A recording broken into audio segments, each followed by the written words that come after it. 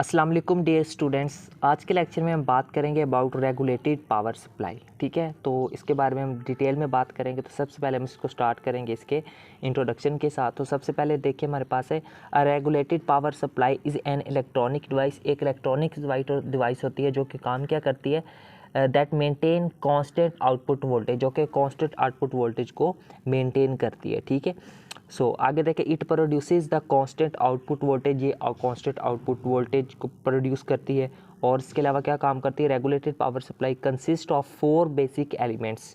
4 basic elements के ऊपर ये कंसिस्ट करती है, नेमली अ ट्रांजिस्टर, उनमें से एक ट्रांसफार्मर होता है, एक रेक्टिफायर होता है, एक फ़िल्टर होता है और एक हमारे पास वोल्टेज रेगुलेटर होता है। ठीक है, ये 4 चीज़ों के ऊपर ये कंसिस्ट करती है रेगुलेटेड पावर सप्लाई। इसकी अगर हम ब्लॉक डायग्राम की बात करें तो यहाँ पे आपको दी हुई है। ठीक है, सबसे पहले ट्रांसफार्मर, ठीक है, यानी कि एसी पावर सप्लाई के बाद कौन सी चीज़ है, ट्रांसफार्मर है, उसके बाद रेक्टिफायर सर्किट है, फिल्टर सर्किट है और लास्ट पर क्या है, वोल्टेज रेगुलेटर है। ठीक है, तो इसको भी आपने ऐसे सेम एज इट इज़ करना है। मज़ीद देखें इसके बारे में क्या है, the unregulated are voltage 230 VRMS root mean square voltage is connected to a step down transformer to down the level of supply voltage to the desired voltage level. यानी कि जो हमें वोल्टेज लेवल चाहिए होता है ना, वहाँ तक जो हमने जो एसी वोल्टेज सोर्स अपने के थ्रू हमने अप्लाई किया हुआ वोल्टेज, उसको उस डिज़ायर्ड वोल्टेज तक लाने के लिए हम क्या यूज़ करते हैं, ट्रांसफार्मर यूज़ करते हैं, स्टेप डाउन ट्रांसफार्मर यूज़ करते हैं। ठीक है, सो उसके बाद देखें क्या है, a full wave rectifier is then convert the AC output signal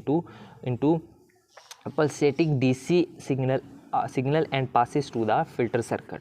ठीक है, क्या होता है, एक फुल वेव रेक्टिफायर जो क्या काम करता है, is then convert the AC output signal.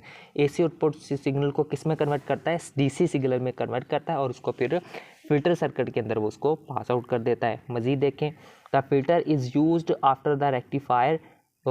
Filter rectifier के बाद फिल्टर को यूज़ किया जाता है जो काम क्या करता है, which rejected some of the ripples, जो कि कुछ जो रिपल्स उस जब हमने एसी को डीसी में कन्वर्ट किया वहाँ पे कुछ रिपल्स भी जनरेट होते हैं, उन रिपल्स वगैरह को ख़त्म करता है, रिमूव करता है जो हमारे पास रेक्टिफायर है। ठीक है, as compare from the rectifier output signal.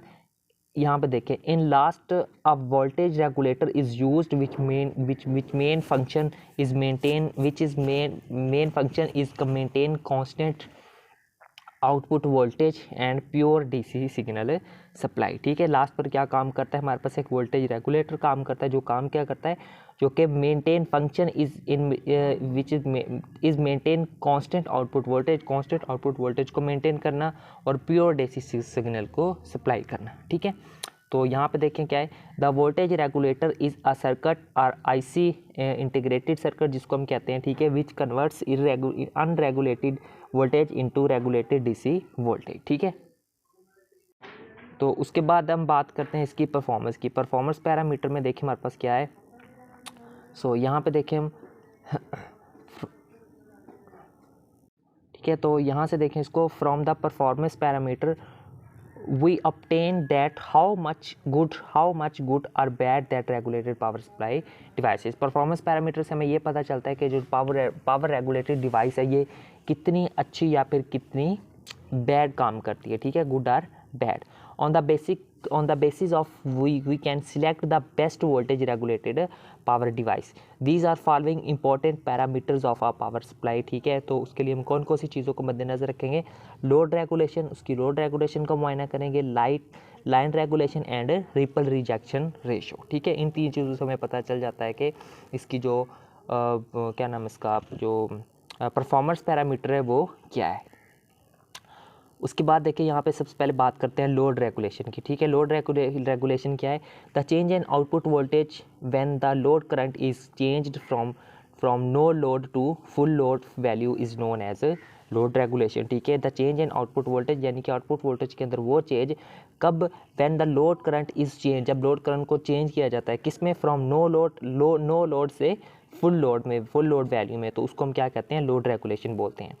यहाँ पे देखिए लोड रेगुलेशन, ठीक है, VNL is minus VFL where VNL is no load. यहाँ पे हमारे पास जो VNL है ये क्या है, नो लोड वोल्टेज और VFL क्या है, फुल लोड वोल्टेज है। ठीक है, आगे देखें, the percentage load regulation is defined as, percentage load regulation को फार्मूला क्या होता है, फार्मूले का हमारे पास ये होता है, यानी कि VNL minus VFL divided by VFL multiply by 100, ठीक है।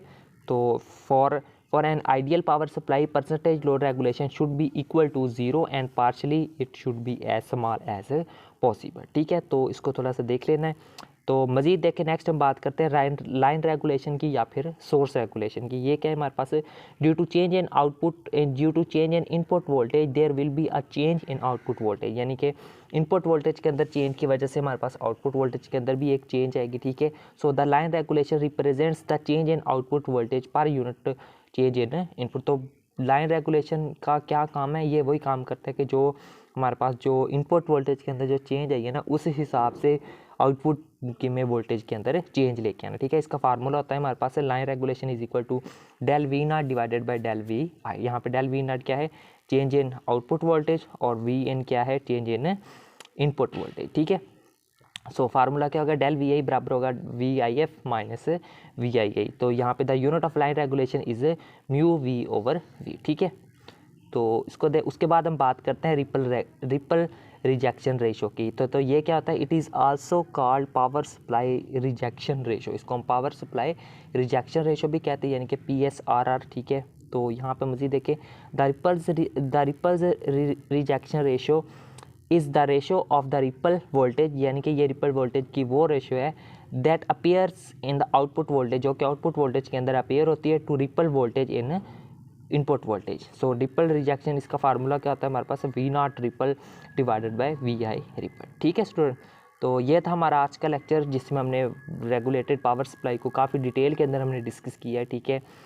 तो उम्मीद करता हूँ कि टॉपिक अच्छे से क्लियर हुआ होगा। इसको आपने same as it is neat and clean note कर लेना है, ताकि एग्जाम्स के अंदर क्वेश्चन ये पूछा जाए तो आप उसके बारे में लिख सकें, ठीक है। तो मिलते हैं नेक्स्ट लेक्चर में किसी और टॉपिक के साथ, तब तक के लिए टेक केयर एंड अल्लाह हाफिज़।